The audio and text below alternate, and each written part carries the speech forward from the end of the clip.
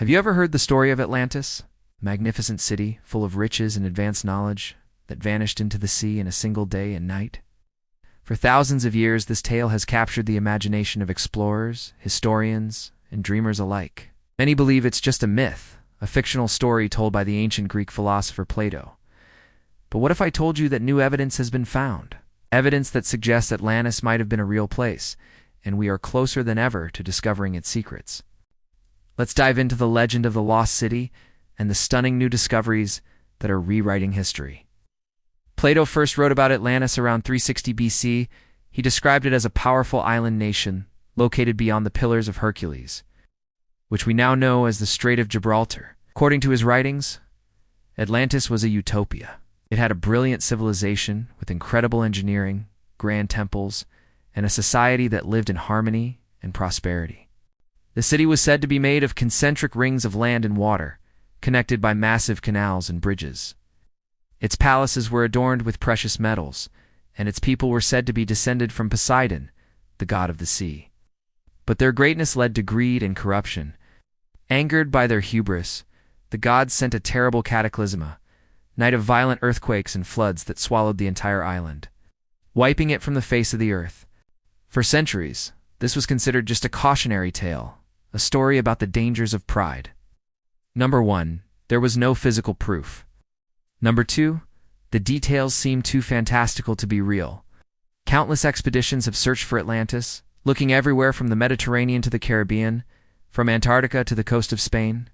Yet the city remained lost, fueling the belief that it was nothing more than a product of Plato's imagination. But recent discoveries are challenging this long-held view. Scientists and archaeologists, using advanced technology, have uncovered clues that align surprisingly well with Plato's description. One of the most promising locations is a vast area of wetlands in southern Spain, known as the Dona National Park, using satellite imagery, ground-penetrating radar, and digital mapping. A team led by Professor Richard Freund from the University of Hartford made a groundbreaking discovery. They found what appears to be the faint outline of a massive ancient city buried beneath the mudflats. The team identified a series of concentric rings, just like the ones Plato described in his account of Atlantis. These geological formations are highly unusual and don't appear to be natural. They look like they were man-made.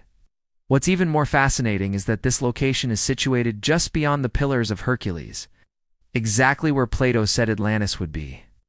Professor Freund's team also uncovered evidence of a series of devastating tsunamis that hit the region thousands of years ago.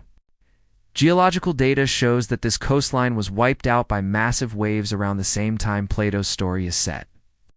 This finding provides a scientific explanation for how a large, powerful city could have been destroyed and submerged in a short period, just as the legend says. But that's not all. Near the site of the suspected city, archaeologists discovered a series of smaller memorial cities. These were smaller settlements built by the survivors of the tsunami in the image of their lost homeland. It's as if they were trying to recreate the magnificent city they had lost to the waves. This is a very human response to a catastrophic event. Think about it. When a great disaster happens, survivors often build memorials to remember what they lost. These memorial cities suggest that a major civilization was indeed destroyed there, and its memory was kept alive by those who escaped. The artifacts found in these memorial cities also point to a highly advanced culture, with unique symbols and architectural styles that match descriptions of Atlantean culture. Another surprising fact comes from deep-sea exploration. Using sonar technology, oceanographers have mapped the seafloor around the Azores, a group of islands in the middle of the Atlantic Ocean. They found a huge, perfectly square, pyramid-like structure sitting on the ocean floor between the islands of Snowmiguel and Terceira. It's about 60 meters high and oriented perfectly with the cardinal points north, south, east, and west.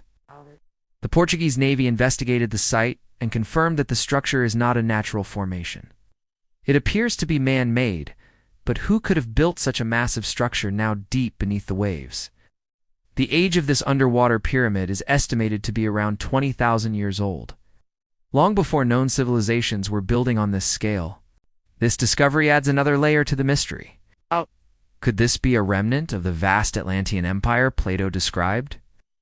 Perhaps Atlantis was not just a single city, but a network of islands and settlements spread across the Atlantic, Some theories now suggest that the story of Atlantis is a composite memory.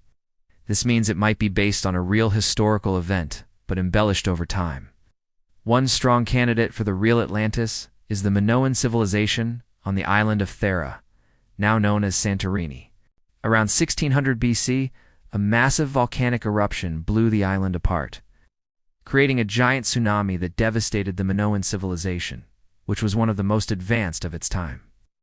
The eruption was one of the largest in human history, and its effects were felt across the Mediterranean. The collapse of the Minoan civilization was sudden and catastrophic, much like the fate of Atlantis in Plato's story. Archaeologists excavating on Santorini have uncovered a beautifully preserved city called Akrotiri, buried under layers of volcanic ash. This city had multi-story buildings, advanced plumbing systems, and stunning frescoes, showing a sophisticated and wealthy society. It's possible that the memory of the Minoan catastrophe was passed down through generations for over 1,000 years, eventually reaching Plato, who used it as the basis for his story of Atlantis. He might have changed the location and the timeline to fit his philosophical narrative, but the core event, a great civilization destroyed by a natural disaster, was real. So we have compelling evidence from different fields. We have the satellite images from Spain showing city-like structures, matching Plato's description. We have the geological proof of a mega tsunami in that exact location. We have the underwater pyramid in the Azores, pointing to an unknown ancient seafaring culture. And we have the very real story of the Minoan civilization's collapse, which mirrors the Atlantis legend in many ways. Was Atlantis a real city in Spain? Is it an empire centered in the Azores? Or was it the Minoan civilization on Santorini? The truth might be a combination of all these things. The story could be a blend of different historical events and locations, woven together into one epic tale. What is clear is that the line between myth and history is becoming increasingly blurry. The number of clues we are finding is growing every year, thanks to new technology that allows us to explore places we could never reach before.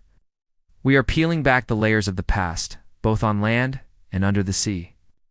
The story of Atlantis is no longer just a legend. It has become a serious archaeological and scientific quest. The new evidence doesn't give us all the answers, but it brings us closer than ever to solving one of history's greatest mysteries. It reminds us that our planet's history is full of lost chapters and forgotten stories, waiting to be rediscovered. Maybe one day soon, we will finally be able to say with certainty that we have found the lost city of Atlantis. Till then, the search continues, fueled by the same curiosity and wonder that has kept the legend alive for millennia. Thank you for watching. For more journeys into the mysteries of the past, be sure to subscribe to